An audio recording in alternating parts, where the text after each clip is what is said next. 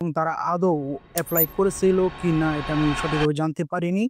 আ আমাদের অনেক fake documents ওখানে প্রোভাইড করা হয়েছিল। আসসালামু আলাইকুম, শাহজাদি ইয়াসিন নুরাশ আর রিলা স্টাডি অ্যাব্রড থেকে কনসালট্যান্ট। আজকে আমরা একজন আমাদের সাকসেসফুল স্টুডেন্টের স্টোরি শুনবো। চলেন শুনে আসি। আসসালামু আলাইকুম। ওয়ালাইকুম আসসালাম। ভালো আছেন? জি, ভালো আছি আলহামদুলিল্লাহ। আপনার পরিচয়টা প্লিজ দিবেন। আমার নাম রূপক চন্দ্র বিশ্বাস। আমি গাজীপুর থেকে এসেছি। আমি ২০২৪ সালে এইচএসসি কমপ্লিট করেছি নরসিংদী বিজ্ঞান কলেজ থেকে এবং ২০২১ সালে আমি শারদা উচ্চ বিদ্যালয় থেকে এসএসসি কমপ্লিট করেছি। আমার উভয় পরীক্ষা আমার জিপিএ 5 ছিল। আচ্ছা, তো আপনি কোন কান্ট্রিতে যাচ্ছেন আর কোন প্রোগ্রামে যাচ্ছেন? আমি আমার ২০২৫ সালের সেপ্টেম্বর ইনটেকে সাউথ কোরিয়াতে বিষয় হয়েছে। ভার্সিটি নেম হচ্ছে উসুক ইউনিভার্সিটি। আমার বিষয় হয়েছে D4 ল্যাঙ্গুয়েজ প্রোগ্রাম। আচ্ছা, ঠিক আছে। সেক্ষেত্রে হচ্ছে গিয়ে আপনার লাস্ট একটা রিজেকশন ছিল। ওই রিজেকশন আর এবার সাকসেস, এই দুটোর মধ্যে যে ডিফারেন্সটা সেটা জার্নিটা শেয়ার করবেন। আমার একটা রিজেক্ট ছিল ২০২৪ সালের ডিসেম্বর ইনটেকে। আ ওই রিজেকশনটার পেছনে আমি বলতে গেলে আমি যেই এজেন্সির থ্রুতে গিয়েছি, ওইটা আমার কাছে ট্রাস্টেড মনে হয় নাই। আমি এপ্লাই করার পর তা আমি বুঝতে পেরেছি এবং তারা আমাকে সঠিক দিক নির্দেশনা দেয় নাই এবং তারা আদৌ এপ্লাই করেছিল কিনা এটা আমি সঠিকভাবে জানতে পারিনি। আ আমাদের অনেক ফেক ডকুমেন্টস ওখানে প্রোভাইড করা হয়েছিল। যেটা একটা রিজনের কারণ। এবং পরবর্তী সময়টা ছিল আমার লাইফে একটা মধুর সময়। কারণ বলতে গেলে আমি প্রায় মানসিকভাবে ভেঙে পড়েছিলাম ফার্স্ট একটা রিজেকশনের পর। তখন আমি এমন একটা এজেন্সির খোঁজ করতেছিলাম যেটা আমার কাছে অনেক ট্রাস্টেড মনে হবে।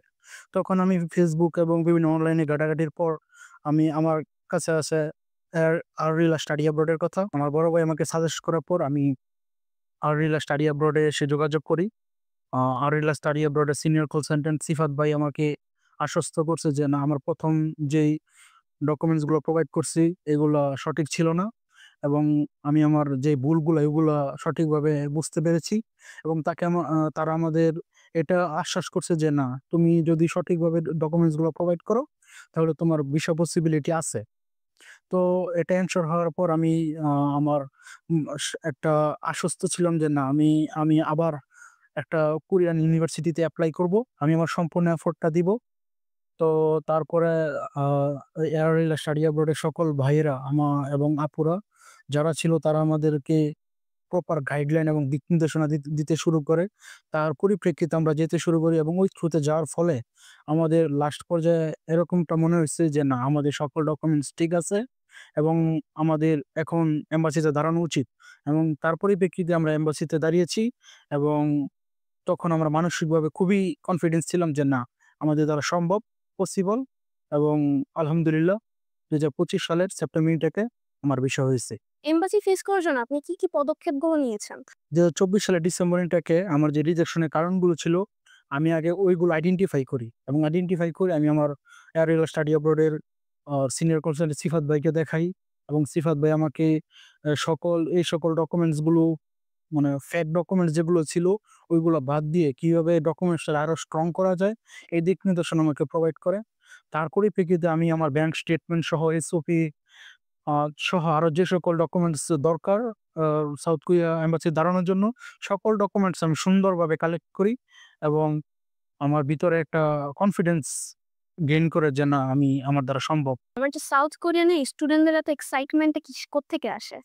আ সাউথ কোরিয়ান স্টুডেন্টদের এক্সাইটমেন্টটা কই থেকে আসে এটা বলতে গেলে যদি আমার কথা আমি বলি, তাহলে আমার ১ম রিজেকশনের পরেও আমি কেন এখানে এপ্লাই করছি এটার মূল রিজনটা হচ্ছে যে, সাউথ কোরিয়া হচ্ছে একটা ফ্রেন্ডলি কান্ট্রি এবং ওইখানে বলতে গেলে যেই ভার্সিটি গুলো আছে ওগুলো টপ র‍্যাংক ইউনিভার্সিটি। আমরা উসুক ইউনিভার্সিটিতে ৩৬ ঘন্টা একটা কোর্স করেছি।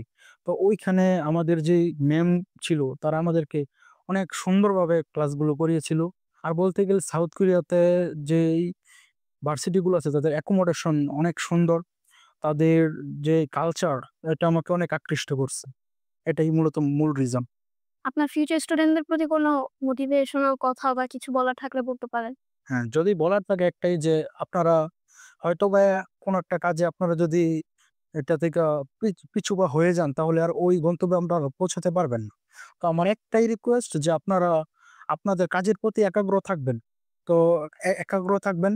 আরেকটা ট্রাস্টেড এজেন্সি হিসাবে আপনারা এয়াররিলা স্টাডি অ্যাব্রড কে বেছে নিতে পারেন।